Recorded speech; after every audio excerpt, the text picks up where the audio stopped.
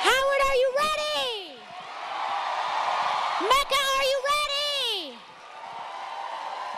Are we ready to take back our future and take back our lives?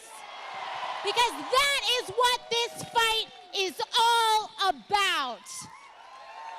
Thank you for showing up. Thank you for fighting for our lives, and thank you for fighting for the generations to come, because we are not going to give up.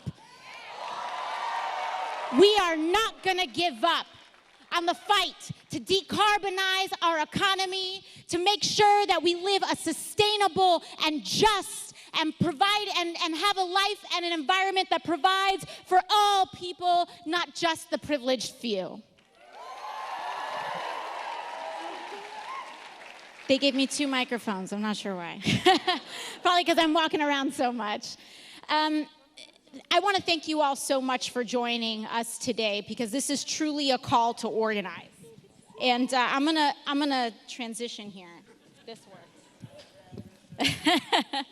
I want to thank you all again so much for showing up, because once again, this is a call to organize. This is a call to reorganize and to make sure that we are fighting for a just economy, for a just society, a just environment, and a just future for the United States of America and the world.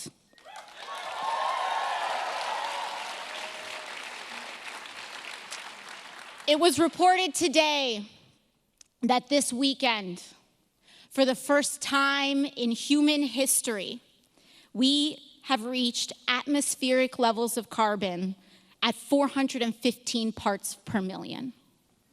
This has never been seen in recorded human history. In fact, meteorologist Eric Holthus and journalists said simply about this measurement and development, we do not know a planet like this.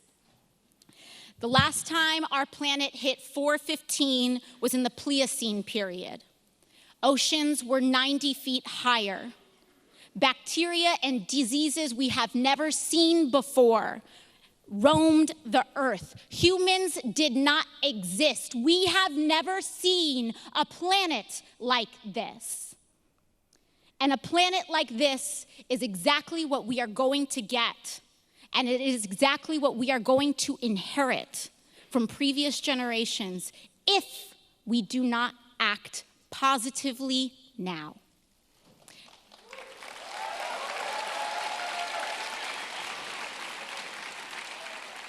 That is the simple truth. So often, when folks, particularly conservatives on both sides of the aisle, say,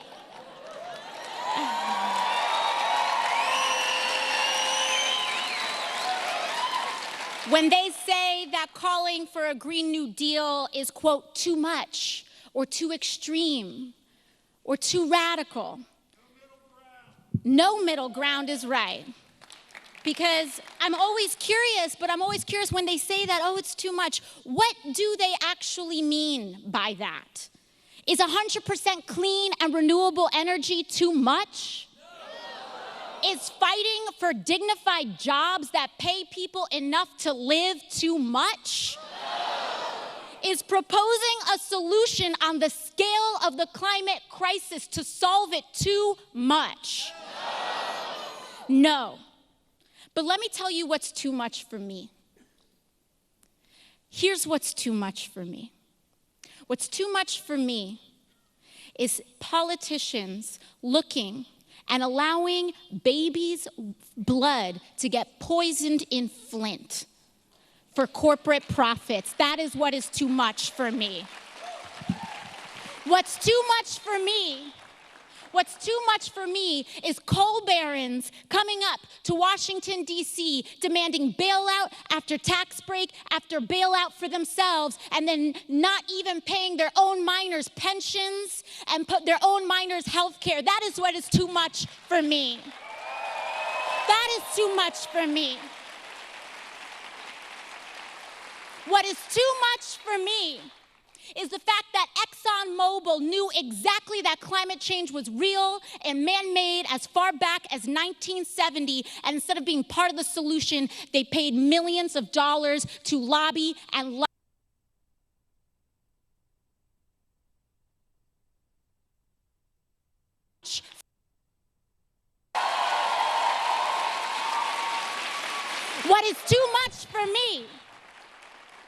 is the fact that in 1989, the year that I was born, the year that many of us were born, and in years after and right before, that politicians were first informed by NASA, that Congress was first notified by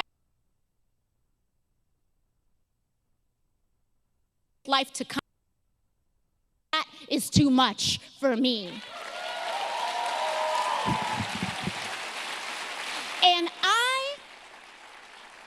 And I will be damned if the same politicians who refused to act then are going to try to come back today and say we need a middle of the road approach to save our lives. That is too much for me.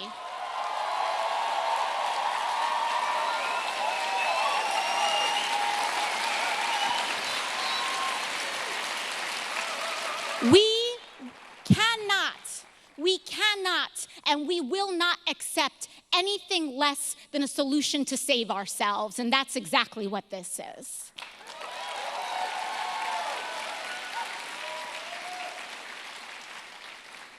You know, when we talk about the path forward, I wish that as a leader, I could give you comfort about our future. I wish that as a public servant, I can come here and tell you that everything's going to be all right.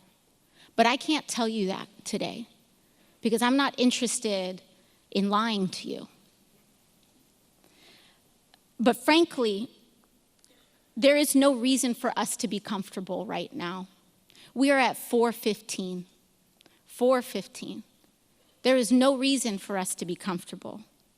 And I'm not here to guarantee to you that everything will be okay.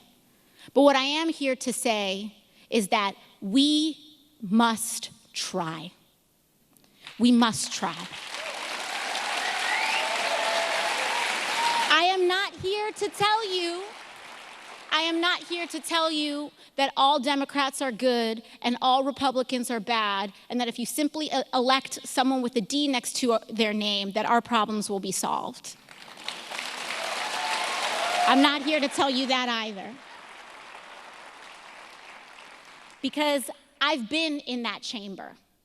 I've been told from people on both sides of the aisle that we need to frack more and that we need to build more pipelines, both sides of the aisle, which is why, but that is why we need you. Because with your help, with your insistence, with your organizing, with your demands, with your voting, with your mobilizing a broader electorate than we have ever seen before in American history, we do not have to go down that path.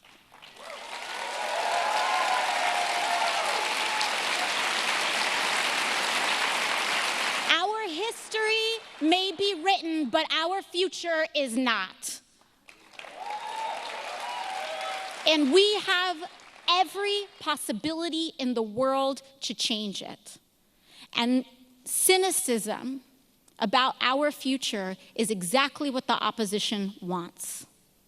It's exactly what they want. They want you to think that it's too late. They want you to think that the future is pre-written. They want you to think that the power is too far imbalanced. And I'm here to tell you that all of those things are false.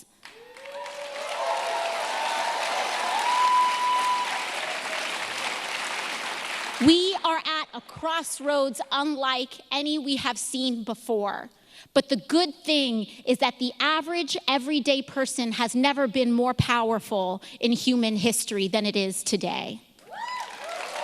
Never been more powerful. Between our abilities to educate ourselves, educate others, the abilities to win over our families, to have these conversations, to register and get people to the polls, to have people organize around issues, to elevate our collective consciousness about our racial history, about our nation's history, about our science, about everything that is bringing us to this moment. We have never been more powerful, and big money has never been weaker, and that is exactly why they are fighting so hard against the Green New Deal. We are at a precipice. We are at a critical precipice. And the reason why you hear constant disinformation, targeting, screaming, crying, storytelling about the Green New Deal is because they know how vulnerable they are. If they didn't, they wouldn't be doing this.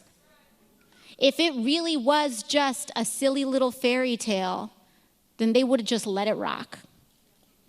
But they know the electoral and the knowledge and the actual organizing energy that is behind this. Because no one wants to leave a poor and worse earth for their children to inhabit. Not a single human being.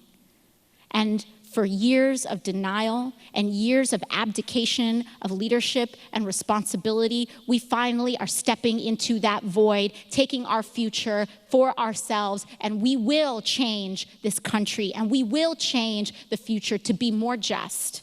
Because the logic that we are fighting against right now, this is not just about putting solar panels on our homes. We are fighting against a logic that says poisoning and giving communities cancer is okay if an oil company can post a Q1 profit. And we're here to say no more.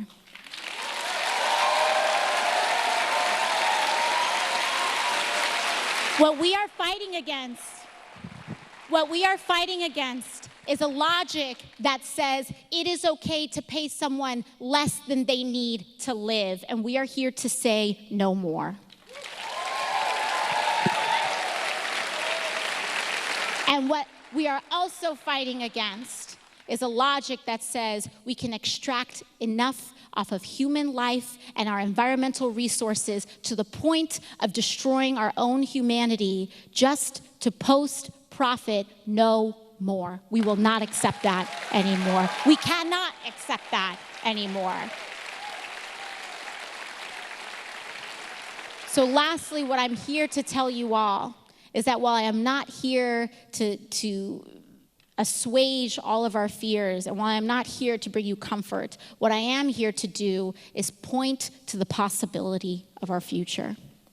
And if we act in that possibility, every day that we act in that possibility, we will have hope. And that is where hope will come from. Hope will come from our ability to act. Hope will come from our small actions every single day. And hope will come from us refusing to settle for less. Because for so long, this political paradigm that we have operated in has relied on us settling for less in order to, quote, win. And what that logic has gotten us to say settle for less in order to win caused us to lose 1,000 seats until recently the House, the Senate, and the presidency. And the idea that if we continue on that logic, that we will somehow win after years and years of losing is the definition of insanity.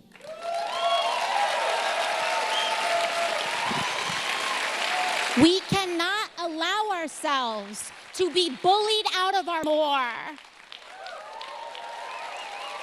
And we do not have to be scared by demanding a living wage, by demanding health care for all people as we transition to an economy that is decarbonized, sustainable, and just for every American.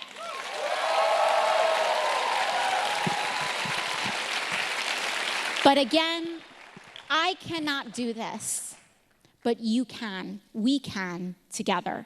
It is going to take a level of organizing that we have never seen, but that is what we have been doing. We've already been pursuing levels of organizing that we have never seen. People say what is possible in electoral politics. People will vote for this, people won't vote for that. The turnout for the 2018 midterm primary was 19%. 19%. And everyone is talking about what is electorally possible. But here's another statistic. In New York's 14th congressional district, in that primary, we expanded the electorate by 68% over the last off-year midterm election. People will vote if there is something worth voting for. And a Green New Deal is exactly what that is. Thank you all so much. Let's organize together. Don't settle for less. And we're going to march to this future together. Thank you very much.